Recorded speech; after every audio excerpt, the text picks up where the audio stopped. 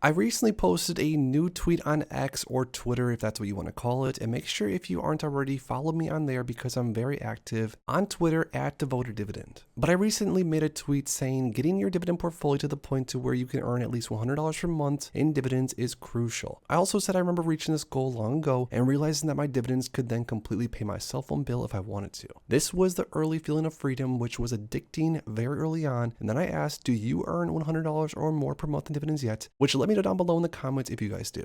But I made this tweet because I wanted to talk about one of the things I realized early on in my dividend investing career, and this happened after I reached $100 plus on average per month in dividends, and I realized that at that point I then could use my dividend income if I so wanted to cover 100% of a bill, one of the bills on my expense budget per month. And this was the first feeling of freedom that I had early on, and I wanted to make this a point and share with all of you guys, especially if you're newer to dividend investing, if you're just getting started, know that even with $100 per month in dividends, you most likely are going to feel exactly what I felt also.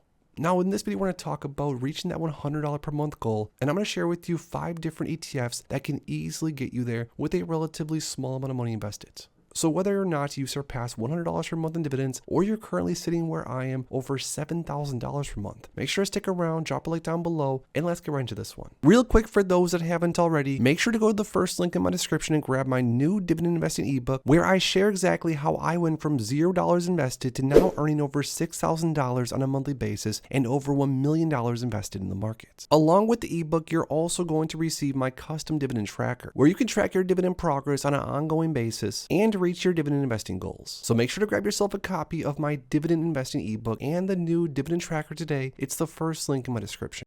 Now, before we go over 5 specific dividend paying ETFs that can help you reach that $100 or more per month goal extremely fast and extremely safe, just to sort of piggyback off of what my tweet was about and what I was mentioning earlier on in the intro, there's different expenses. This right here are some typical expenses for an average person. Things like rent, groceries, daily incidentals, things like work, wardrobe upkeep, subscriptions, of course, things like memberships, things like parking, car registration. There's tons of different expenses on here. Some of you guys might have some of these expenses on your personal expense list, or maybe some of you guys have some different ones also, of course. But like I said earlier on, for me and my dividend investing career, this was probably around 6 or 7 years ago now, I reached the point to where I was earning, or I surpassed $100 per month in dividends. And at that time, I think my cell phone plan was somewhere around $80 or $90 per month on average. So I realized at that point that I 100% could cover my cell phone bill with my dividend income alone, which of course I didn't decide on doing. I kept on growing my dividend income, reinvesting those dividends into more dividend paying stocks and ETFs. But at that point, I felt the little hit of freedom. And I think that was a very, very important thing to notice early on in my dividend investing career. Now, of course, it might take time to get to the point to where your dividends can cover your entire rent for the month, or for your entire grocery bill for the entire month. Or even for me, as of right now, I currently earn well north of $7,000 per month, but I'm still not at the point to where dividends can cover all my travel expenses and my normal expenses on top of that. But even getting to the point to where your dividends can cover your entire parking bill for the month, or like we said, cover some of your groceries, that is still a very, very substantial goal to reach, which is why I think it's very, very crucial and important to hit at least $100 per month on average as fast as possible, as safe as possible, just to get you into that mindset and just to allow you to feel a bit of that freedom.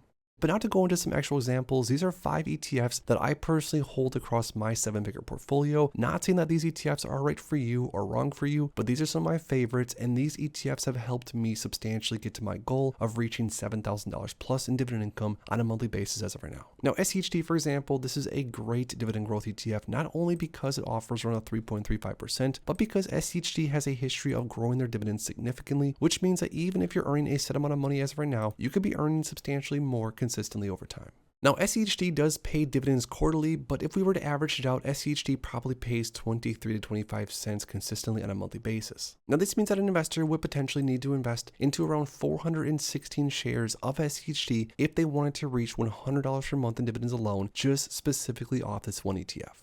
Now, another ETF that offers a higher yield, which means you're going to be able to get to that $100 goal a little bit quicker. Another one of my favorites, Divo, the Amplify CWP Enhanced Dividend Income ETF. Now, this ETF has also grown significantly over time, but what's cool about Divo is that it offers a 4.41% trailing 12-month dividend yield, which potentially is going to give you a lot more bang for your buck in the context, of course, of trying to reach $100 as fast as possible, as safe as possible. Now, Devo pays more or less 16 cents per share per month, which means you're going to need to have around 625 shares of Devo in order to reach that $100 per month goal. Now, because Devo is around $41 per share as the film in this video, you're going to need to invest around $25K into Devo if, of course, you want to reach $100 per month in dividend income specifically from Devo alone.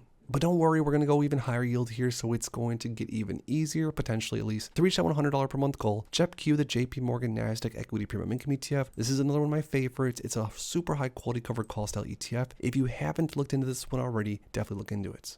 Now, JEPQ, because it does focus on income generation, it pays anywhere from around 40 cents, even upwards to 60 cents plus on a monthly basis. But if we were to average it out at, let's say, 45 cents per share per month. This means you would potentially need to only buy around 222 shares of JEPQ in order to earn around $100 per month. And because it's around $54 per share, we're talking $12,000 invested to reach that $100 per month milestone on average, at least. Estimated, that is, off JEPQ alone.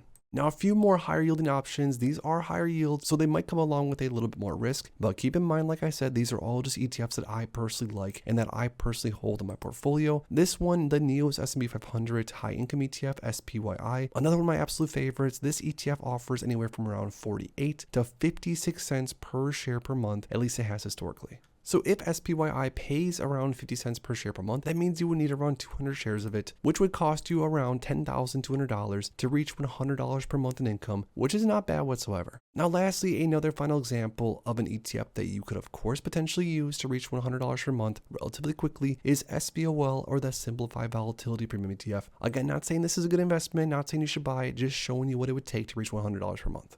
Now, SVOL offers around a 16% more or less trailing 12-month dividend yield and pays investors around 30 cents more or less, at least it has, for the last several months.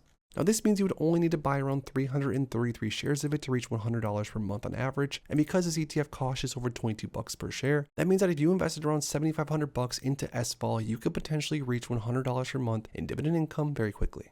So once again, I just wanted to make this video to remind you guys that even if you're not earning $10,000, $5,000, $1,000 per month in dividend income, even if you're earning somewhere up around $100 or less on average, you're still in the realm of things where you can cover an entire expense on your expense list, which I definitely recommend you guys also make. Make a little budget for yourself, see where you're at as far as expenses go, and ask yourself, if today I wanted to use my dividends to 100% cover some expenses in my expense budget, am I at the point to where I can cover anything at all? And I bet you, if nothing else, you're probably right on the brink to cover a major expense, which is super impressive.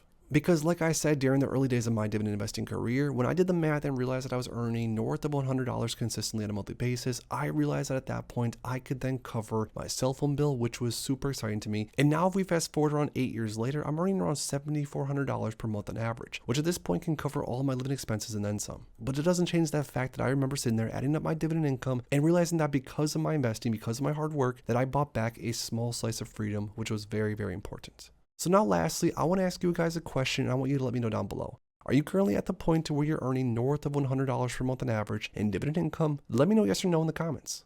If you enjoyed this video, make sure to please drop a like and subscribe for more future content like this. Thanks as always for stopping by, and if you are interested in investing, make sure to check out these recent videos I posted right here.